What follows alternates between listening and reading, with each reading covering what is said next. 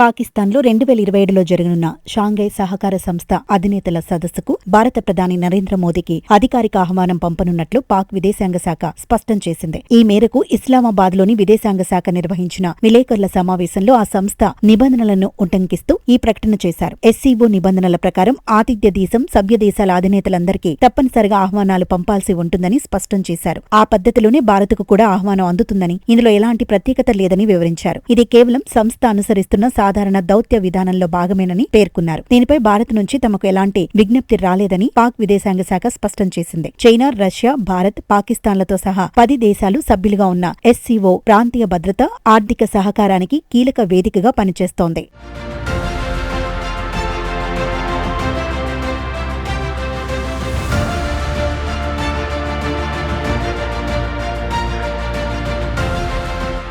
భారత్, పాకిస్తాన్ మధ్య సుదీర్ఘకాలంగా నెలకొన్న తీవ్ర ఉద్రిక్తతలు, సరిహద్దు దాటి జరుగుతున్న ఉగ్రవాద చర్యల నేపథ్యంలో ప్రధాని నరేంద్ర మోదీ పాకిస్తాన్ పర్యటనకు వెళ్లడంపై అనేక సందేహాలు వ్యక్తమవుతున్నాయి. గతంలో దౌత్యపరమైన సంబంధాలను పునరుద్ధరించేందుకు ప్రయత్నాలు జరిగినప్పటికీ సరిహద్దుల్లో ఉగ్రవాదాన్ని ప్రోత్సహించడం ఆపే వరకు ద్వైపాక్షిక చర్చలు లేవని స్పష్టమైన విధానాన్ని భారత్ సమర్థవంతంగా అమలు చేస్తోంది. ఎస్సీఓ అనేది బహుపాక్షిక వేదిక అయినప్పటికీ నేరుగా పాకిస్తాన్ గడ్డపైకి భారత ప్రధాని అడుగుపెట్టడం అనేది కేవలం ఆ సంస్థ సమావేశాలకే పరిమితం కాదు. ఇది దేశీయంగా, అంతర్జాతీయంగా ఎంతో రాజకీయ, సైనిక ప్రాధాన్యత ఉన్న నిర్ణయంగా మారుతుంది. గతంలో ఇస్లామాబాద్లోనే జరిగిన ఎస్సీఓ విదేశాంగ మంత్రులు లేదా ప్రభుత్వాధినేతల స్థాయి సమావేశాలకు ప్రధాని స్వయంగా వెళ్లకుండా విదేశాంగ మంత్రి లేదా ఇతర ప్రతినిధులను పంపిన సందర్భాలున్నాయి. కాబట్టి పాక్ నుంచి అధికారిక ఆహ్వానం వచ్చినప్పటికీ భద్రతా, రాజకీయ పరిణామాలను పరిగణనలోకి తీసుకుని ప్రధాని పర్యటన ఖరారవుతుంది.